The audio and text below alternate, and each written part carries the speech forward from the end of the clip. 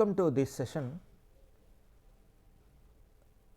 We will discuss about the UML interaction diagram. These are a crucial diagram in the design process. For every problem that we solve, we need to draw an interaction diagram which captures a crucial behavioral aspect of the problem. And from the interaction diagram, we also generate the code to implement.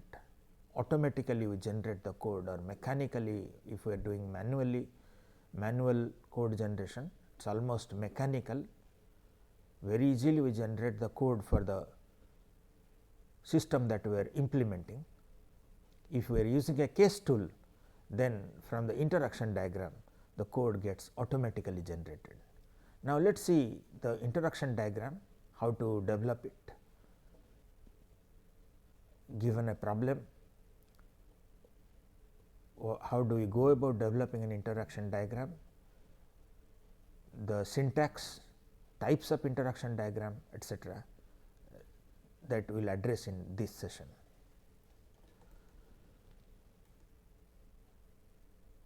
The interaction diagram, it models the way the objects in a system collaborate to realize some behavior. Every software that we write, we can think of it as a set of objects inside the working software. Every program generates large number of objects,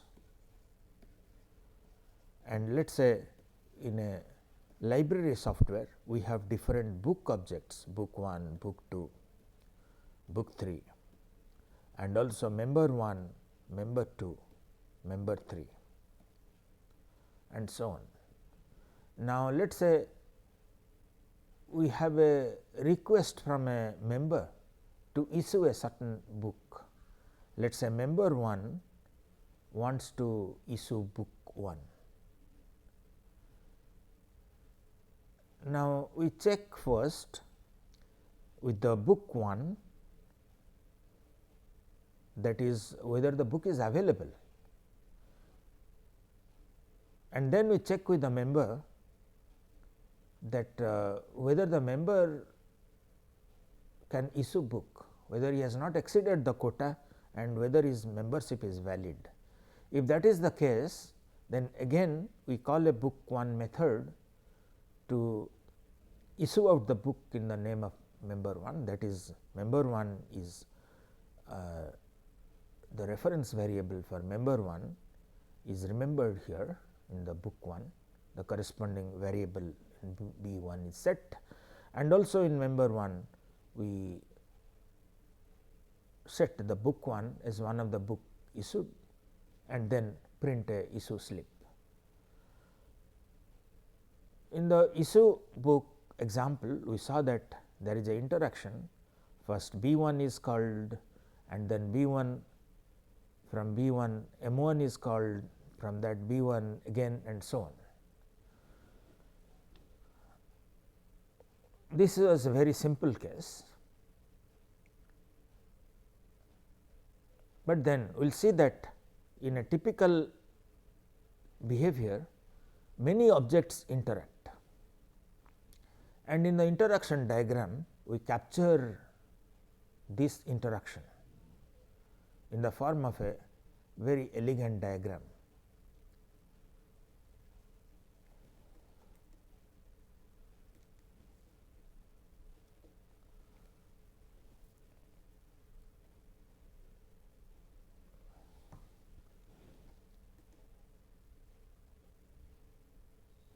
But then a question is that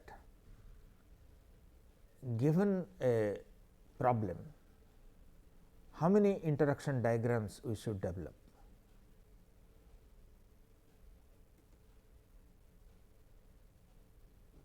Here as a hint to the answer, the use case interaction diagram that we discussed here is about the renew book. This is one use case. Renew book use case, for that we developed one interaction diagram. This is not really the interaction diagram, we will see it, but then this is the main idea of interaction diagram. Since we need to develop one interaction diagram for every use case, and therefore, the number of interaction diagrams required to solve a problem is equal to the number of use cases present in the problem. This is a crucial point, that we need to draw one sequence diagram for each use case, and this can be translated to code easily. And once we have developed the sequence diagram for all the use cases, we have lot of code ready for us. Let us see the types of interaction diagrams. There are three types of interaction diagram. One is called as the interaction overview diagram. Another is called a sequence diagram, and the third is called as a collaboration diagram. But UML 2.0 onwards, the collaboration diagram is called as communication diagram. The interaction overview diagram, as the name says, it provides an overview of interaction for complicated behavior. Let me just tell that again, that for some use cases the behavior becomes extremely complicated. We cannot accommodate that using one sequence diagram. We draw multiple sequence diagrams. For complicated use cases, we might use multiple interaction diagrams, and then using a interaction overview diagram, we put together all these interactions, that based on some condition either this interaction occurs or this interaction occurs, and then this interaction occurs, and so on. And finally, it ends. This is what is modeled in the interaction overview diagram, where we model complex use cases where the behavior cannot be accommodated in a simple diagram. We split it into multiple diagrams, and then the interaction overview diagram allows us to piece together this, or we know which interaction occurs after what and based on which condition, and so on.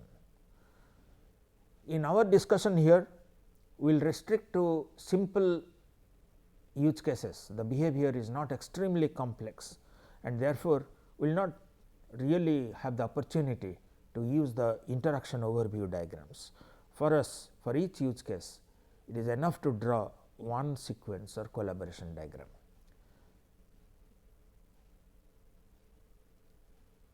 But then the sequence and collaboration diagrams are actually equivalent. Even though we have two different diagrams named as sequence and communication diagram, but they are actually equivalent. Then the question arises, if they are equivalent, why do we need two diagrams? The answer is that we will see that these two diagrams, even though they are equivalent, like one diagram is generated from the other diagram automatically, but then they portray different perspectives of the system. Some aspects of the system becomes clear if we look at the communication diagram. Typically, we will start by drawing the sequence diagram, and we will automatically convert a sequence diagram into collaboration diagram, and the collaboration diagram gives a easy understanding of some aspects of the system, namely which class is associated with which class, and so on. That becomes very clear, evident in the collaboration diagram, which becomes a little bit cumbersome to identify from the sequence diagram. Okay. Now, in every design process that we will discuss. These diagrams are one of the crucial diagram. In addition to the class diagram, the interaction diagrams are very essential. They play a very prominent part in the design process and help us to solve a problem. Once you know the sequence diagrams, collaboration diagram, you will use it very frequently. Now, let us have a first look at the sequence diagram. As we were saying that it captures how the objects interact with each other to realize some behavior or use case. Given a use case, how do the objects interact with each other, that we will capture using a sequence diagram. And here we will have the sequence in which the messages occur among the different objects. The diagram would look like this. Just observe that the top here, the top of the diagram, we have objects. The book object, the different copies of the book, the library member. The top of the diagram are the books, and then the way they interact with each other, that is they call methods of each other, that is encoded in this diagram or modeled in this diagram. We use an arrow, a closed arrow like this, and a method is called on the member object borrow book, and then check whether the member can borrow book, whether he has not exceeded the book quota and the membership is still valid, and based on that, if that is okay, then call the method borrow of the book object. Here we are capturing the interaction. The first interaction occurs when the borrow book method of the member is called. The second interaction is on the object itself, it calls its own method, and then the member object calls the borrow method of the book object, and so on. And then the book object calls set token for the book copy, specific book copy issued out, there the members membership number is written. As you can see here, that the sequence in which the method calls occur among different objects is modeled here in this diagram, and that is why it is called as a sequence diagram. We write the objects which participate in a particular behavior or use case at the top, and then we model the sequence in which the method calls occur between the different objects. One thing is that the methods are time ordered from the top to the bottom. Initially this occurs, then this occurs, and so on. We have a sequence that occurs which is modeled in the order in which these are modeled. First book, borrow book, and then can borrow, and so on. Not only the sequential flow here, but also we will see that we can model branching, iteration, recursion, concurrency, and so on. This is a simple glance of the diagram, but it has much more powerful features. As we proceed, we will discuss about that. As we have already mentioned, we need to develop one sequence diagram for every use case. If these are our set of use cases, return book, borrow book, search book, for each one we need to draw one sequence diagram. Let us consider the borrow book. For the borrow book, we will develop one sequence diagram. For the return book, we will develop another sequence diagram, search book will develop another sequence diagram, and so on. And finally, all this sequence diagram will be used to generate a significant part of the code implementing the design. The sequence diagram is, we can think of it as a two-dimensional chart. On one dimension, we have all the objects that participate in the use case are listed here. In another dimension, the x dimension are the objects, and the y dimension is the time dimension. What is the time ordering of the different method calls that are mentioned here?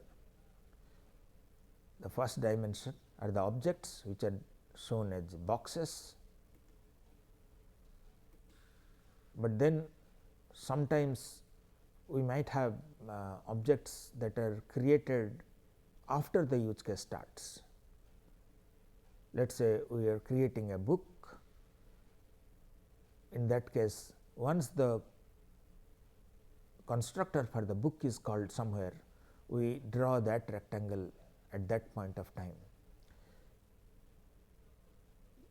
The ones that are shown at the top are the time the use case starts execution. That means, the objects pre-exist the start of the use case execution, and sometimes during the execution of the use case we might have an object getting created, and then we show that at the proper place in the timeline. The dotted lines here, they are called as the lifeline, that is, the object continues to exist. If we use a cross on the lifeline sometime, that means that the object is destroyed at that point. And on a method call, an object becomes active until the final result is generated for that method call, it remains active, and this active method call is shown as a rectangle on the lifeline. So, we have two dimensions here, one is the object dimension, that is the x dimension, the y dimension is the time dimension. Now, the method calls are arrows. On the method call, we write the name of the method, and also we can use some control information like a condition under which the method is called, iteration, and so on. Two types of control information are frequently used. One is condition. We use a bracket here, and we write the name of the condition inside the bracket, just like we have written here OK here. OK is a predicate, and then we enclose it in this rectangular brackets. That means that this is a condition. If it is true, then the borrow method of the book object will be called. If OK is not true, then it will not be called. Iteration is shown using a star. The syntax so far we saw is that iteration is star for all objects, or we might just write star. Condition we write within brackets. Self delegation, that is, a object calls its own method. We show as a self delegation. Loops and conditionals, though these are used in terms of star and the bracket here, some additional features have become available since UML2, and these are called as the frames. We will see frames as we proceed with our discussion. Initially, we will look at these syntax like iteration marker, condition, etc., and then little later we will look at the frames that have been supported since UML2, which help us to do the same thing like looping, decision, and so on. Just see here, on this object, member object, there is a self delegation, or the member object calls its own method, and it calls the method of the book object at this point.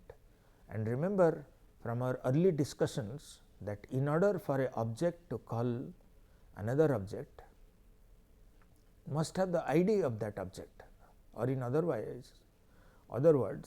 the corresponding classes should be associated. There should be association relationship between the member class, library member class, and the book class, and a link should get established between the corresponding objects, or in other words, the ID of the book object should be present on the member object, so that it can call the borrow method of that object. The conditional, this is an example here, that the variable is having some value, we express it like this. Under this condition, let us say the flag is true, flag equals to true, we might write, and then the message is called. Iteration, we might write in this that I equal to 1 to n, or we might just write star. The other one is optional, and here it means that the message is sent to multiple objects. The two dimensions of the sequence diagram, one is the object dimension, all the objects pre-existing are shown on the x dimension. To start with, we have all the objects which are already existing and participate in the use case execution. The y axis is the time direction, the time axis. The first method to be called is the borrow book on the library member object, and remember this syntax here is that if we underline, just colon underline like this one, book copy, that means any book. If we write a name here, that means that specific object, book 1, book 2, etc. This is the ID of that object. This is the ID of the specific object. If we write just colon class name underscore, that means any object of that class. Just to let you become familiar with the syntax, at the top we write the object in the rectangle. This is the method call or a message. The constraints in brackets or the condition. The lifeline is the dotted arrow. As long as the lifeline exists for an object, the object is existing. If we put a cross somewhere, that means the object gets destroyed at that time. And if we draw a square, a rectangle on a lifeline, it means that for that duration of the time, from this time to this time, the object is active, or a method has been called and it is to produce the answer. But just asking this question, that how do we show mutually exclusive conditional messages? That is, an object either sends a message to this object or it sends to this object, but not to both of them. that is mutually exclusive messages to two different objects. Now, let us see the answer. Slowly we will get used to this kind of constructs and we will use them in our solutions. We use a variable. If the variable is having some value, then the message to is called on class B. The class A calls the message to if flag is true. If flag is false, then message 3 of class C is called. And once a message is sent to an object or a method is called here, the object becomes active. And class A is also active because it is waiting for results from the method call. After this completes class B, then it will return the result, and similarly class C, if it is called, it will return the result, and then it might do some more computation and end, that is the end of the rectangle here. The conditional messages, we use the condition construct here on a variable having some value. We can model that either method of one object or the other object is called. We will see more details of the sequence diagram and we will use it to model some use cases, because that is an important skill in the design process. In the next session, we will look at further details of the sequence diagram and see how we can use it to construct interaction models of different use cases. We are almost at the end of this session. We will stop here. Thank you.